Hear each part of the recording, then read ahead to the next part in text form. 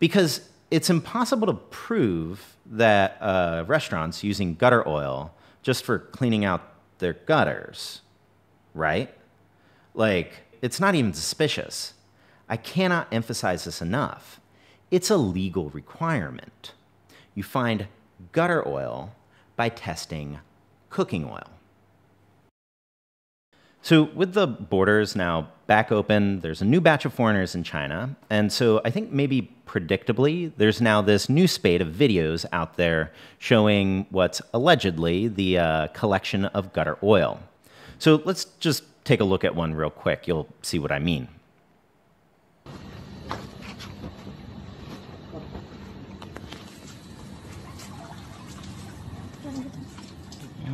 Oh. 不要拍，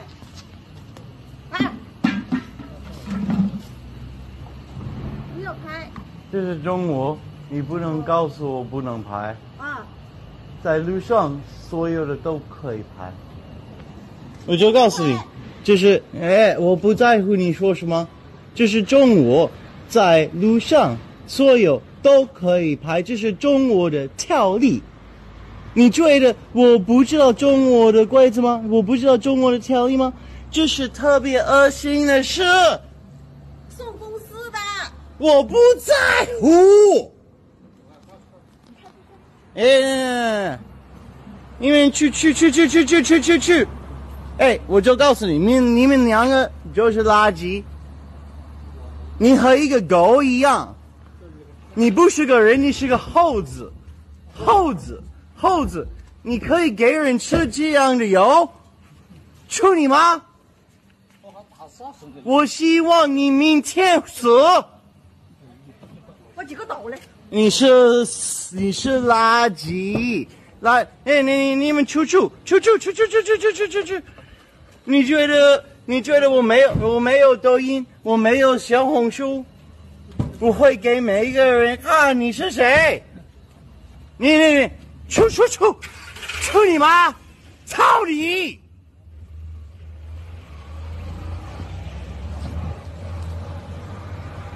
Look, fucking asshole. Look, you see that? They're fucking pulling goddamn.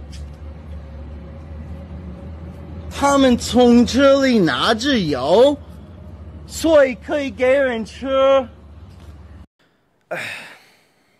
So, what's going on here? Are these people in this video actually garbage dog monkey people, as the influencer in this video claims? Now, what I wanted to try to do here is have a calm, grounded, fact-based, hopefully definitive discussion on the facts and fictions of this whole gutter oil phenomenon. Because, like, let's face it, a lot of the videos that are swirling around out there are kind of gore porn, but they're not exactly based out of nothing either.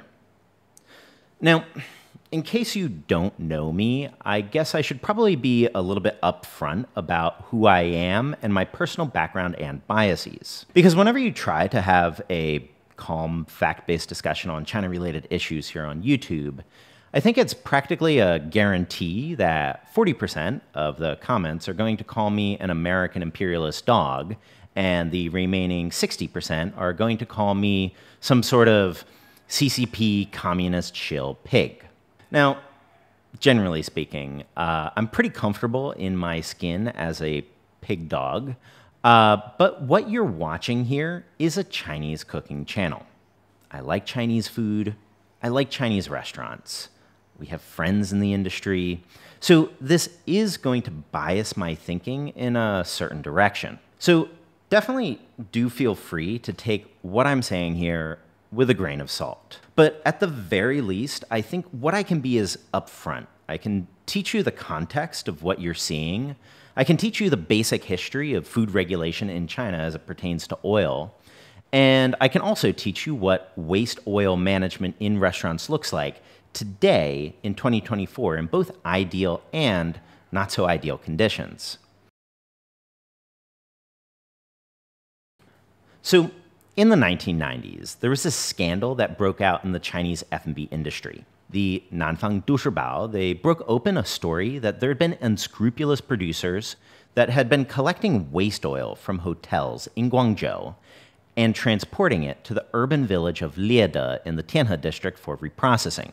They discovered that this oil was being treated with sulfuric acid to remove some of the obvious contaminants, then being refined and deodorized, much in the same way you might turn an unrefined rapeseed oil into something a little bit more neutral. They then added some chemical compounds to give the thing a bit of a peanut fragrance and sold it back to restaurants as a deep frying oil. And while I probably don't have to tell you this, consuming this kind of oil, well, it's not insta-death, also not exactly something that a doctor would advise. And so following that report, there was a slight flurry of follow-ups. There was a little bit of public outcry, and then nothing. You see, the 90s and the aughts, they were a time in China when economic growth was paramount. Regulation was flexible. Corruption was pretty rampant. And the going motto in a lot of the country was, "The mountains are high and the emperor is far away." In the follow-up of the Nandu report, I think it'd be fair to guess that some of these oil repurposing operations ended up being a little less conspicuous. But in sum, this was a regulatory regime that could maybe be best described as don't ask, don't tell. So using this kind of repurposed oil ended up becoming this sort of open secret in the F&B industry. It was called frying oil, as it was usually meant for deep fries, and by some academic estimates, up to 10% of all the frying oil that was purchased by restaurants during that time was gutter oil. But the exact number has also been disputed. But in the face of all of that, public pressure was slowly mounting. After all, I think it's a common theme in countries experiencing early-stage capitalism, and perhaps no country early-stage capitalism harder than China in the 90s and aughts. Once you reach a certain inflection of development, though, I think a lot of the public begins to take a step back and think, I don't know, maybe we can afford it now. Maybe we don't need our cities choked in air pollution. Maybe we don't want industrial waste in our groundwater. And maybe we don't want rancid deep frying oil. And so, by 2010, I think there began to be a sea change in how people began to think about the issue. Then, on May 5th, 2010, insiders in Taiyuan in the Shanxi province, they exposed the city's industry in a tell-all to the Taiyuan Evening News, helping spark this sort of national conversation. And the following year, a crackdown entitled Da Se He Chu Se Hai commenced on August 27th, 2011. And say what you will about the Chinese government, when it decides to enforce something, it enforces it. September 13th, Xinhua reports on a crackdown in Zhejiang of a major gutter oil ring stretching into Jiangsu and Shandong. Same day, Meishan Yongjian Livestock and Poultry gets busted in Yibin. 2 days later, Nanchang Huanyu Biodiesel Company. Later that month, Yufeng Feed Oil in Huai'an, Chaoye Feed Oil in Shanxi Homa Tiansang. October 2011, it continues. Villagers outside of Jinhua turning an operation repurposing rancid lard. On the 21st, a ring is arrested in Zhuzhou, and so on, and so on. The initial crackdown reportedly yielded 60 networks, 700 suspects, and 60,000 tons of oil. But for a political tradition that's pretty famous for killing chickens to scare monkeys, I think for a lot of us at the time, there was actually some surprise that they actually kept their foot on the gas. In 2012, the government clarified the law itself, which maxed out at the death penalty, and cases continued coming in through that year in 2013. And in the wake of that sweep, since then, food regulators in China have been a lot closer.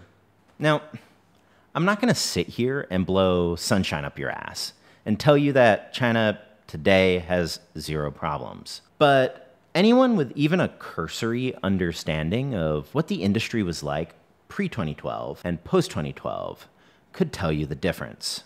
Before, gutter oil used to be an open secret. Now, it'd be a scandal. If that's the case, how can we possibly make sense of these videos today? Now, to do so, I think it's really important to understand that manufacturing gutter oil for human consumption is very illegal.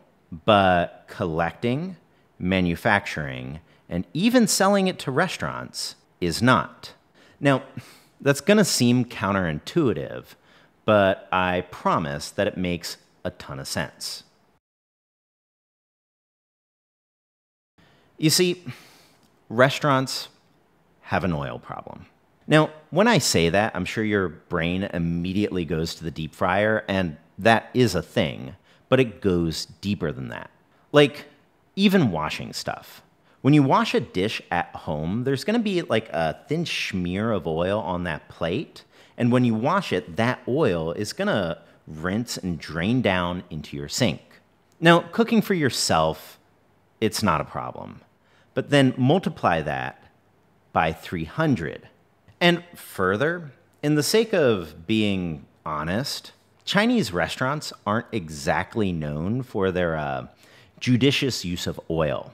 What butter is to France, what sugar is to Thailand, oil, I think, is to the Chinese cooking tradition.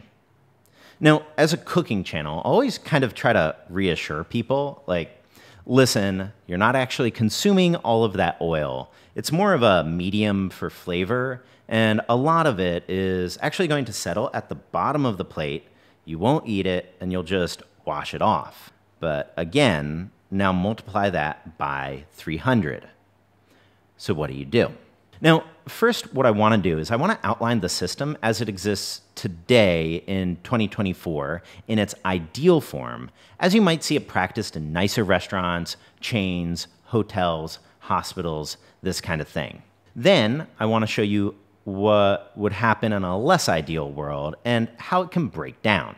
So in a perfect world, the restaurant would have a contraption called a youshui fenli qi.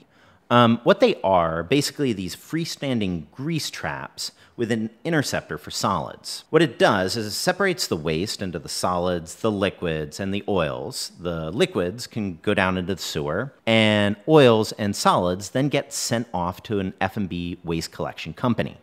This company then purifies the oil and the solids. It compacts and decomposes the latter for the fill, and then the oil gets sent to another company, which then reprocesses the oil to use as industrial lubricant, biofuels, and glycerin for soaps and cosmetics. Now, I should also say that this whole chain also exists in the West as well. The old oil is usually deep fryer oil. It's called yellow grease. And after purification, it produces a product called refined used cooking oil. It's not used for cooking. I know that the adjectives are a little bit ambiguous there. Like China, it's used for industrial purposes.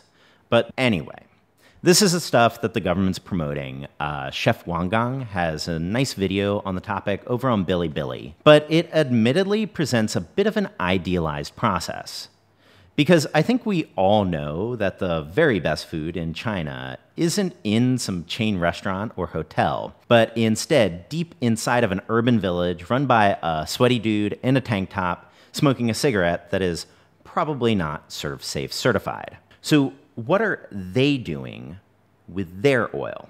Now, in addition to those freestanding units, there's another system that in the ideal world is kind of a backup and primary one in our less ideal case. It's called a grease interceptor.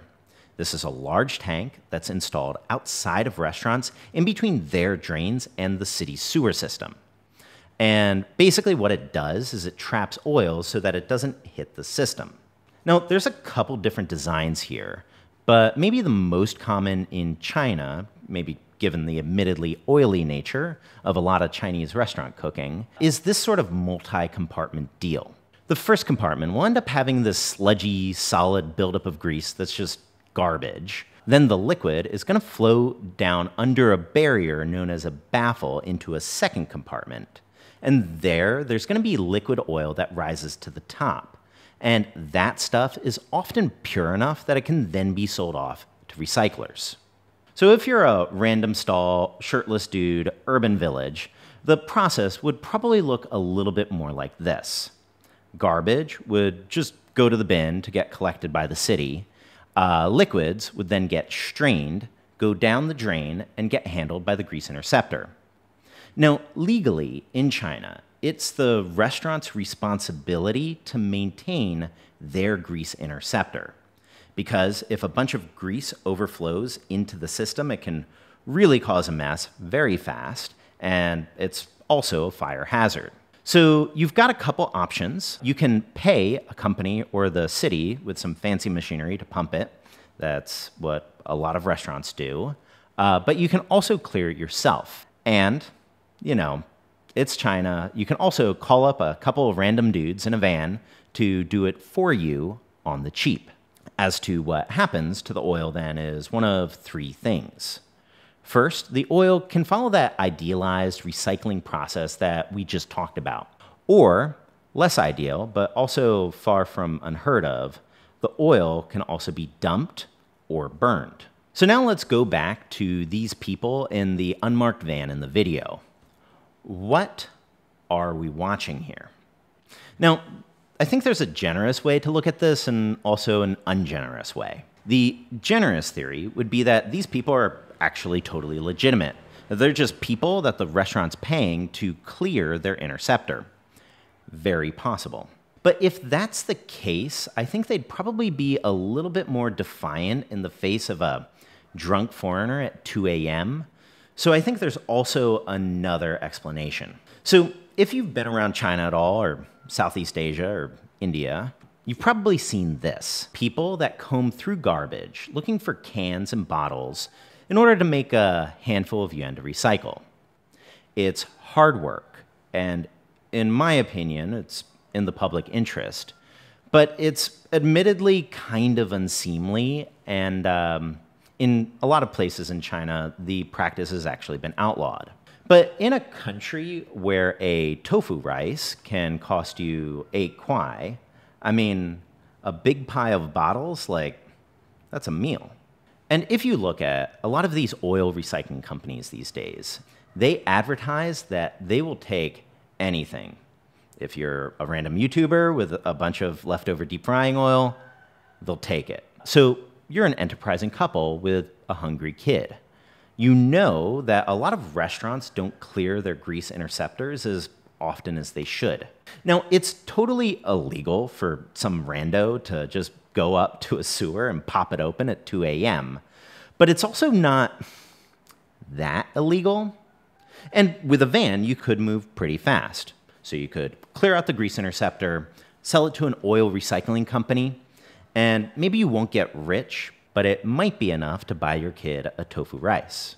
So then, are these people garbage, dog, monkey people? I mean, what they're doing is probably illegal. So if you're one of those people that defines morality based off of adherence to the written letter of the law, it's not right. But like, I don't know, you speed, right? Like, I jaywalk. And from another angle, you could totally see this as a public service. These are people that are clearing grease out of the sewer for free. And they're sending it to recyclers so that it doesn't get dumped or burned. I mean, from another angle, if you got all these people organized, you could repackage it as a charity, as an NGO. You could totally sell it to Bill Gates, Warren Buffett. I mean, the grant proposals here, they write themselves. Now, with all of that said, I think there's still something that's really important to address here. Because, you know, it's 2024. If I was unscrupulous, I could maybe paint this whole thing as like a racist attack against Chinese people. It's all Orientalist tropes. It's a total myth. You'd have to be MAGA to believe it. But that would also ignore the fact that in China, there's plenty of talk about gutter oil too, for a couple of reasons. First, I think it's important to be honest that refined used cooking oil is something that, even in the 2020s, is available for restaurants to buy. I mean, a distributor, they'll tell you that it's not a cooking oil, that it's not for human consumption, that the proper use should be, I don't know, like lubricating machinery. Again, pre-2012, you know, wink, wink, nudge, nudge, say no more. But these days, in the F&B industry, the going understanding is that you would be a dick to use this as a frying oil. And you'd also be bringing risk on yourself and your restaurant. But can I guarantee that there's definitely no youtiao vendor out there somewhere in the suburbs of Shaoguan that's using it or cutting their oil with it? It's a big country. But if you're a foreigner that lives in Shanghai, Beijing, if you're traveling to China, I can basically guarantee that you've never crossed paths with it. Although maybe I shouldn't be so quick there.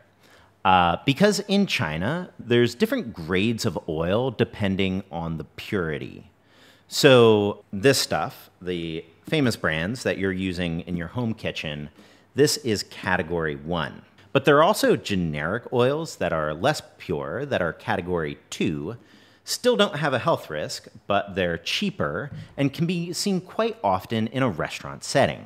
Now, this thought experiment is admittedly a little bit above my pay grade, but I could totally imagine some oil producer out there in the market for Schedule 2 oil, cutting their oil with just enough refined used cooking oil to stay above the tested regulatory bar.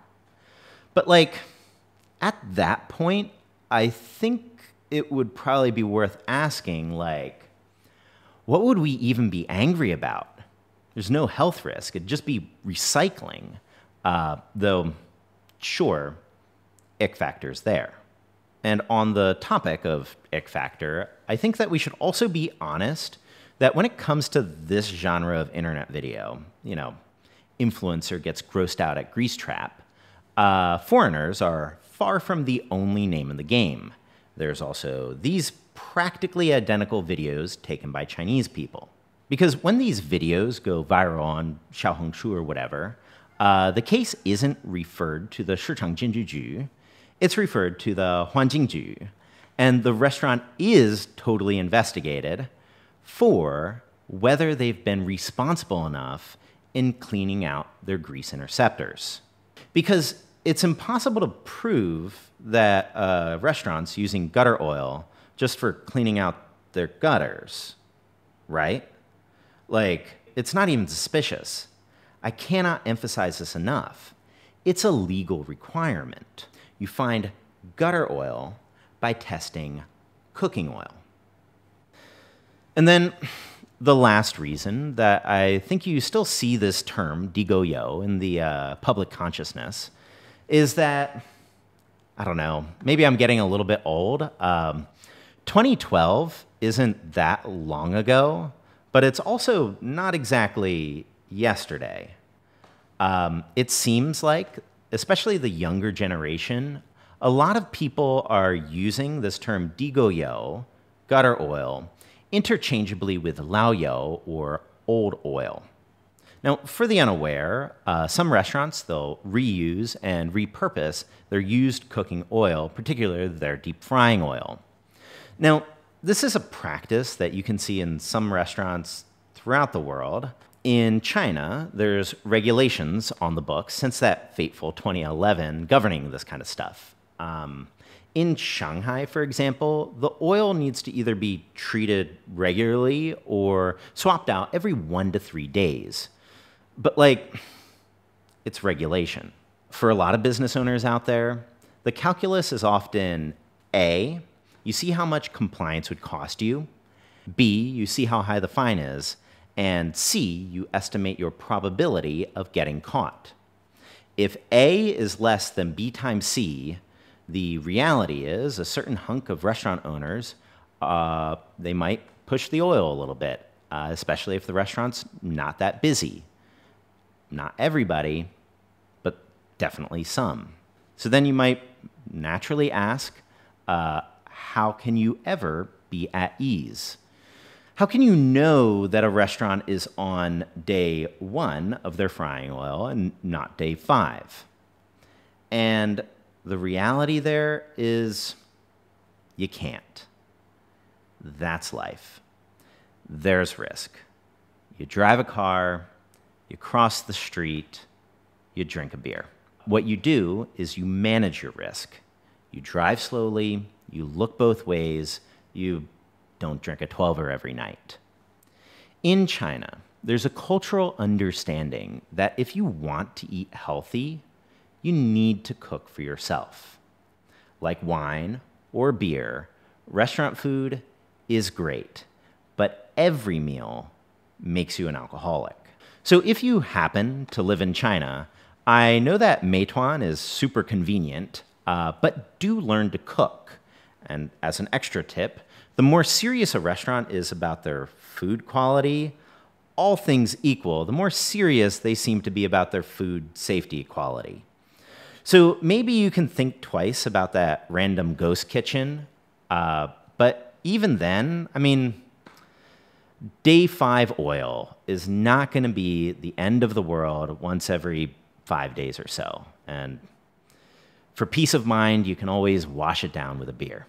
And I think for people living in the West, which I assume is a lot of you guys watching, I think we can also be honest that a lot of this gutter oil stuff, besides the viral salaciousness of it, also has a political dimension.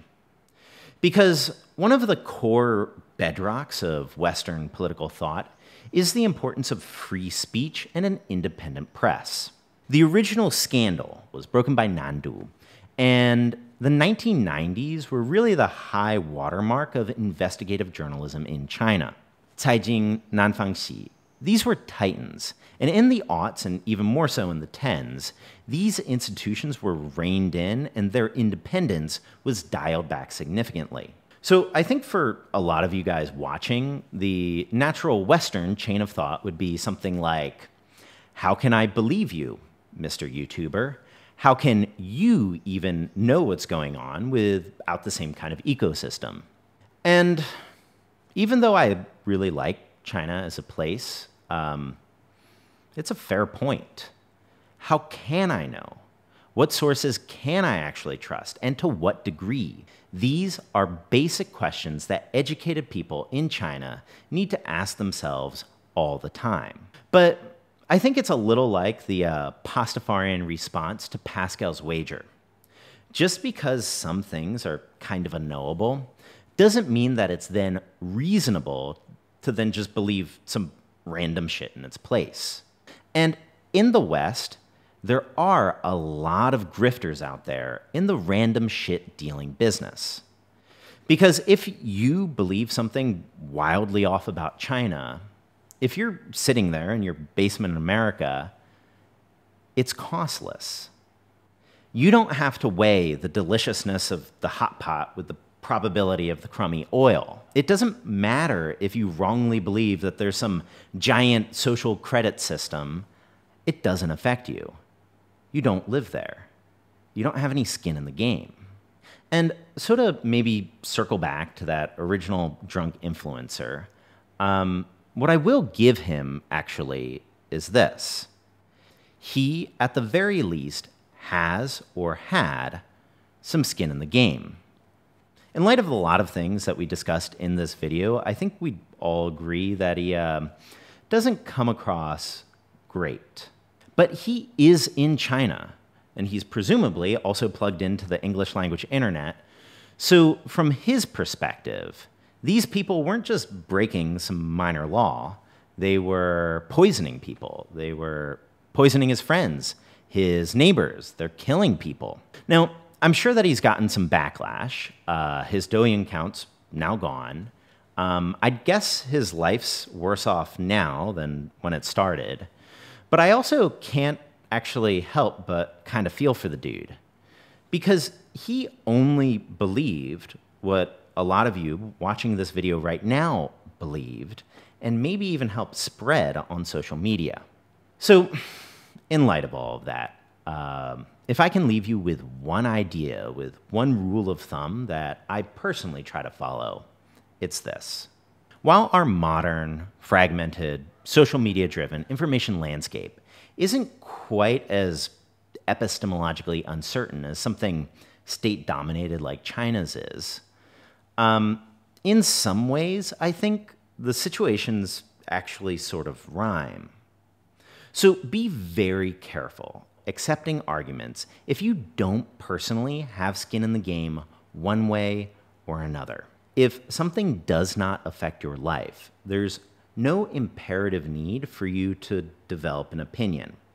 You can cede the space to people whose lives are actually affected. We live on an internet that is completely inundated with bullshit, and there's no valor in adding to the pile. So while I'm sure I've pissed off some of you enough that you're already furiously typing down there how wrong I am, at the very least, as you do so, maybe try to let these words from the wise bunk from The Wire ring through your head as you're writing your comment. See, there you go. Giving a fuck when it ain't your turn to give a fuck. It's admittedly an American pathology. We'll be back next week with a proper recipe video.